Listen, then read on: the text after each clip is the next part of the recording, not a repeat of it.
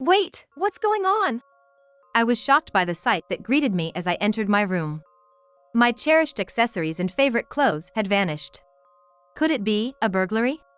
Panicking, I reached for my cell phone to call the police. Just as I expected, you're panicking.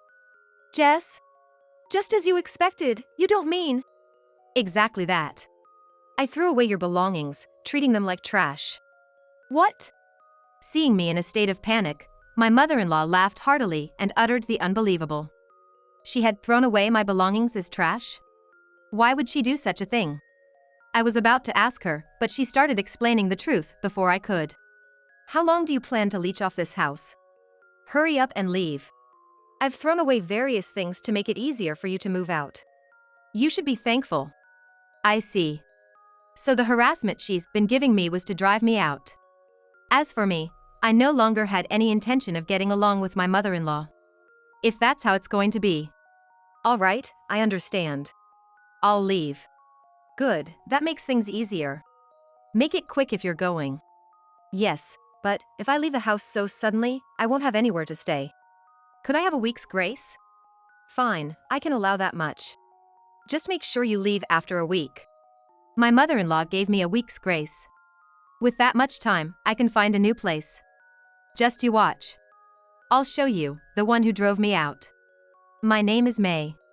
I switched to being a freelance illustrator 3 years ago. Having worked at an animation production company after graduating from vocational school, I had a decent amount of savings. I'm thinking of going independent. Is that so? I won't object if that's what you want, May. Give it your best shot.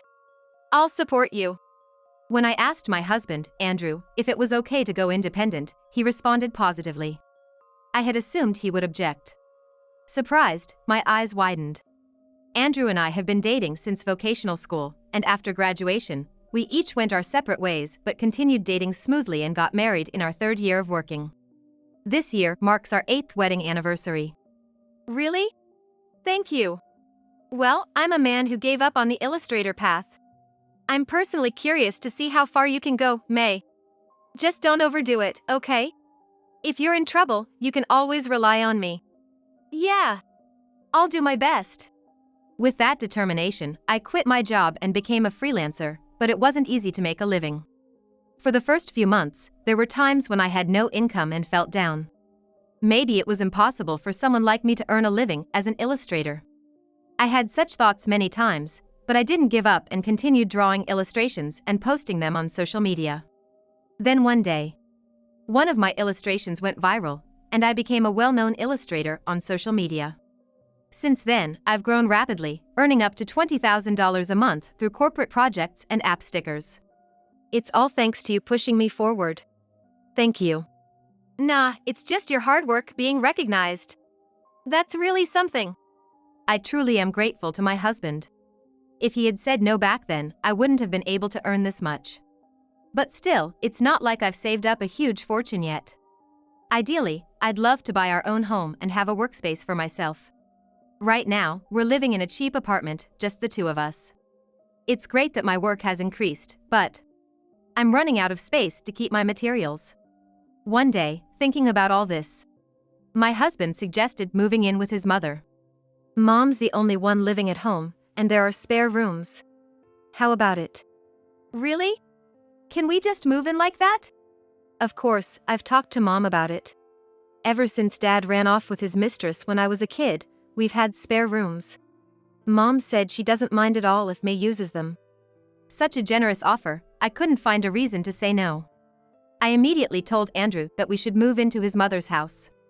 2 weeks later, when we arrived at my mother-in-law Jess's house, she warmly welcomed us. It's been a while, May. It has. Please take good care of me from today on. Likewise. I heard from Andrew that you're now a popular artist, right? Oh, not really that much. Feel free to use the room as you like. Come on in. Living with my kind mother-in-law and husband, I had no worries at all. I'm going to work hard on my creative projects in this house. With a renewed determination, I started my new life at my in-laws. But at that time, I had no idea about my seemingly kind mother-in-law's true nature. After living at my in-laws for 3 months, I had gotten quite used to the environment. All right, that's the work delivered. My work was going smoothly, and I was earning much more now thanks to the upgraded workspace. Things were really going well. I got a bit carried away, but 2 months later, our lives started to go awry when Andrew suddenly got fired from his job. What should we do? Andrew came home sighing deeply. What happened to him? Did something go wrong at work? What's wrong? Did something happen with your sales? After graduating from vocational school, Andrew worked as a salesman at a major trading company for factories. I thought he might have failed in some sales activities. But the response I got was something I never expected. I got fired. What? What did you just say? I mean, I got fired, laid off. That can't be true, right? Andrew was always so diligent at work. Why would this happen? Did you do something wrong to get laid off? Of course not. It's just that our department had been underperforming for a while, and the company saw us as a liability. They told us to either accept a major pay cut and a dead-end job or take a generous severance package and leave. It's practically forced retirement, you know. I couldn't ask Andrew anything more. There were no words I could offer to my husband, who had been so abruptly betrayed by the company he had dedicated himself to. All I could do was to give him some space. From the next day, Andrew began a life of lazing around at home, having lost his job. Honestly, I wished he would snap out of it and start looking for work, but he probably wasn't ready yet. No choice. I'll have to work harder. For Andrew and my mother-in-law, who wasn't working, I immersed myself in my work more than ever. Sometimes I worked non-stop from morning till night, skipping meals. I might have overdone it. Even though I sometimes thought that, after about a month, a substantial amount of money was deposited into my account. Seeing an amount I had never seen before, I unintentionally said to Andrew, "You don't have to rush to find a job. I made $100,000 this month. With this much, we can live comfortably as long as we don't splurge." Whoa, that's amazing. Andrew complimented me, saying I did great, but his eyes looked cold. Why did I tell him about my earnings at that time? From the next day, I began to receive relentless harassment from my mother-in-law Jess because of this. The following morning, "May, come here for a sec." While I was working, I heard Jess calling me loudly from downstairs. That's unusual. What's going on? Okay. Just a minute. I replied and paused my work to go downstairs. Jess was standing in the living room. What's up? Can you do the laundry? But I haven't finished my work yet. You can do that any time, right? I've been quiet till now, but isn't it about time you start taking care of the house properly? You're a wife, aren't you? Well, she has a point. I can understand where Jess is coming from. Until now, I might have been too engrossed in my work and left chores like cleaning and laundry to her. Feeling remorseful, I told her, "You're right. Maybe I was wrong. Okay, I'll do the laundry as soon as I finish this current task. Just leave it there, please." Later, as promised, I did the laundry and cleaned the living room. Maybe doing this kind of thing once in a while is a nice break. I thought it was a light-hearted matter, but from that day, Jess's mistreatment escalated. Always drawing pictures. Are you a kindergartner? If you have time for such silly things, go shopping. I can't believe your drawings sell. And so on, she started to complain about everything I did. I was constantly being overworked, and my projects weren't progressing at all. On bad days, I was woken up before 5 a.m. to prepare breakfast, inevitably reducing my sleep. I couldn't focus on my work, and the amount of work I could do each day decreased significantly. Though my income hadn't dropped drastically yet. I was worried I might eventually become unable to work. Anxious, I decided to ask Andrew to talk to Jess about stopping the harassment. When we were alone in the bedroom, I brought it up. "Lately, your mom has been picking on me. It's okay to be bossed around, but being at her mercy from morning till night. I might not be able to work at this rate. Could you, maybe, gently ask her to stop?" What a pain. Why do I have to say it? You should tell her yourself. Besides, if you're worried about not being able to work, why don't we just move out? You're making money, right? What? What kind of response is that? I've been working so hard because you've been lounging around without looking for a job. I agree with Andrew that if I have complaints, I should speak up myself. But how can I say such a thing to my mother-in-law? In the end, Andrew turned his back on me and went to sleep without really listening to me. 6 months later. Every day, I continued to face relentless mistreatment from Jess and was exhausted both physically and mentally. Andrew still hadn't made any effort to find a job. My work pace had drastically slowed, and my earnings had dropped to less than half of what they used to be. I'm so tired of this. Realizing this, I found myself having left the house and arrived at a nearby park. Sitting on a bench without doing anything felt incredibly soothing. After about an hour, I felt relaxed and returned home. I'm not in the mood to work today. Maybe I'll take a nap. Thinking this, I went back to my room and was shocked by what I saw. Wait, what's going on? I couldn't believe my eyes when I entered my room. All my cherished accessories and favorite clothes were gone. Could it be a burglary? Panicking, I reached for my cell phone to call the police. Then, suddenly, Jess spoke to me from behind. You're panicking just as I expected. Jess? Just as you expected, you don't mean? That's right. I threw out your personal belongings as trash. What? Seeing me in a panic, Jess laughed out loud and said something unbelievable. She threw away my belongings as trash? Why would she do that? I was about to ask her, but Jess started explaining before I could. How long do you plan to parasitize this house? Get out already. I threw away various things to make it easier for you to leave. You should be thankful. I see. So the harassment I received was to drive me out. Well, I have no intention of getting along with Jess anymore if that's how it is. Understood. I'll leave. Good, that makes things easier. Make it quick. Yes, but if I leave the house so suddenly, I won't have anywhere to stay. Can I have a week's grace? Fine, that should be okay. But make sure you leave after a week. Jess gave me a week's grace. With that much time, I can find a new place. Just you watch. I'll show you, the one who drove me out. The next day, I started looking for a new place. I considered a single-family home, but despite Jess, I decided to move into a luxury high-rise condo. Of course, I won't be taking Andrew and Jess with me. I have no intention of living with a man who just lazes around without looking for work, relying on my earnings. Besides, I have saved up a good amount of money from my past earnings. Using that money, I went to a real estate agent and signed a contract to buy an apartment in the high-rise. Now, I'm ready to leave that house at any time. And a week later, the day I finally left my in-laws' house, I brought up divorce to Andrew. Can you sign this? What is this? Can't you see? It's a divorce paper. No. I get that, but why all of a sudden? Andrew seemed confused being handed the divorce paper. At first, I felt sorry for you being laid off and pampered you, but you never seemed to try to find a job, and you just ignored the way your mom was treating me. If that's the case, there's no need for us to stay married. So, does divorcing mean you're leaving this house? Yes, I am. I haven't told you, but I'm leaving this house today. Leaving? What about a place to live? You don't have one, right? Don't worry about that. I already have my next place sorted out. After all, you were the one who said if I didn't like the harassment from Jess, I should move out. Are you really sure you won't regret divorcing? Regret? Don't make me laugh. There's no way I would.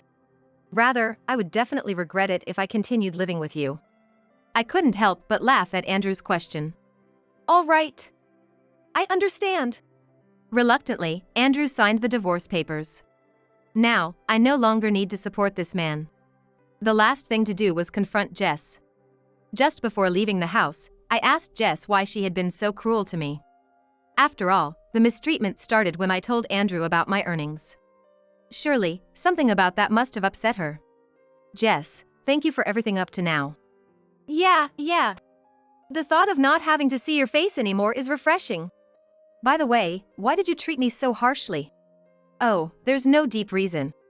I was just irritated that you earned more than Andrew. He told me, you know? At one point, you were earning $100,000. Earning more than your husband, what were you thinking? Normally, you should earn less to save face for your husband. Plus, Andrew was paying for the utilities and everything for this house, right? He must have been using his savings to pay for it since he lost his job. Unlike you, he's really a good kid. What is she talking about? Is she that foolish? To think I was harassed for such a petty reason. And she's mistaken about Andrew paying for everything. I'm looking forward to seeing what happens after I leave. A husband and mother-in-law with no income. They will probably become unable to live their current lifestyle very soon. But I didn't say that and just left it unsaid. So that's the reason. Understood. A wife who can't respect her husband should leave, right? Well, then, I'll be on my way. With that, I left my in-laws' house. On my way to my new place in the luxury high-rise condo, I stopped by the office to submit the divorce papers. Now, I've completely severed ties with Jess and Andrew. Even if they come crying to me, there's no way I'm helping them. Arriving at my new place, I immediately started organizing my things. The apartment, being luxurious, was spacious, and I secured a considerably large space for my workroom. All right. Time to work hard to make up for all the interruptions I've had. After roughly finishing unpacking, I immersed myself in work. A month later, my cell phone rang. Looking at the screen, I saw Andrew's name. What does he want now? Honestly, I was in the middle of work and initially ignored it, but he kept calling. How annoying. Irritated, I reluctantly answered the call. What? I'm busy. May! Where are you right now? Where? At home, working. I want to talk to you. Can I come over? Huh? I have nothing to talk about with you. Why do I have to meet someone like him? Such a hassle. Just as I was about to dismiss him and hang up, I heard Jess's voice over the phone. May. It's been a while, could we please meet and talk? Jess, who was always so domineering, sounded quite desperate. They're really groveling and begging, aren't they? Reluctantly, I agreed to meet them. Fine. I'll meet you, but it's a hassle to go out, so can you come here? I'll send Andrew the location. I ended the call after saying that. But what could be so important that they need to talk about it in person? While pondering this, I resumed the work I had paused. 30 minutes later, my home's intercom rang. It seemed they had arrived. Yes? We're here, and this place, it's incredible. Did you come here to chit-chat? If so, leave. No, sorry. Please let us in. Through the monitor, I could see Andrew and Jess standing behind him. I unlocked the autolock and let them into my house. Shortly after, they rang my doorbell. Letting you in. I unlocked the door and let them inside, where they looked around in amazement. What is this place? A hotel? May you moved to such an incredible place. Why did they come here? To tour my house? They seemed too shocked by the luxury of the room to get to the point. So? Why did you come here? If you don't have a reason, leave quickly. You're interrupting my work. I sat on the sofa and spoke to them sternly. Then, Andrew and Jess, remembering their original purpose, hurriedly started begging in front of me. Please! We can't pay for living expenses. Electricity, gas, water, everything's been cut off. Could you help us out a little? Help you out? No way, that's not happening. Why should I, the one they kicked out, take care of them? Why should I pay for that? You live in such a nice house, you can spare a little, right? Well, yes. I know I did wrong to you, but we were family once. Can't you help us out? How can they say such things so shamelessly? I can hardly understand it. Listening to them is just a waste of time. Listen. I could buy this house because I worked myself to death, okay? I was the one paying for your living expenses while Andrew didn't bother to work. I was harassed by Jess, which reduced my work. Still, I had to cut back on sleep and worked while being physically and mentally drained. Do you think you can understand that? Of course, you can't. You just exploited me and relied on my earnings without any struggle. As I said this, they were silent, unable to argue. Is that all you wanted to say? Then leave now. And don't come back begging again. I won't help you, and I don't want to see your faces ever again. If you come again, I'll report you to the police as intruders. Wait, then how are we supposed to live? The audacity of them. Even now, they still have the nerve to come crying to me. That's not my problem. You could get a part-time job or something. And if Andrew works, you too can earn enough to live. Don't come crying to me. I won't help people who exploited and harassed me. Now get out. I had reached my breaking point. I yelled at Jess louder than I ever had in my life. Realizing there was no more negotiating, Jess and Andrew hurriedly left my house. Their expressions when they saw the inside of my house were priceless. They used to be so overbearing, and now they came begging. Like I'd ever help them. Let them struggle on their own. After watching them leave, I returned to my workroom and continued with my work. A month later, I had planned to take it easy from the afternoon after doing a fair amount of work. Oh no. I just remembered, I hadn't opened the living room curtains yet today. With that thought, I wrapped up my work and headed to the living room. As I opened the curtains and looked out the window, I saw Jess and Andrew wandering around the grounds of the high-rise condo. Isn't that Andrew and Jess? Have they come back again, not having learned their lesson? But they weren't ringing my doorbell, they were just wandering around. They must be wary of the threat I made. Well, can't be helped. Might as well throw them a lifeline. Thinking so, I called them while looking down at the two from the window. Hello? What are you doing? May? What do you mean, what are we doing? Don't play dumb. I can see you from my apartment right now. Remember what I said? I'll call the police. Wait, we're just wandering, but we're not doing anything, right? Well, that's true. Their actions are totally suspicious, though. Then what are you doing here? Let me guess, you came to ask for my help, right? Well, yes, but since then, I've reflected on my actions and found a job, though it's just a temporary one. I haven't received my salary yet, so I was wondering if you could lend us a little. I'll definitely pay you back when I get paid. So, you can do it if you try. But it's because you only act when you're desperate that I gave up on you. Wow, you got a job, huh? Good for you. If you're working, why don't you borrow from a payday lender or something? Bye. I said that and unilaterally ended the call with Andrew. About an hour later, I heard the sound of police sirens.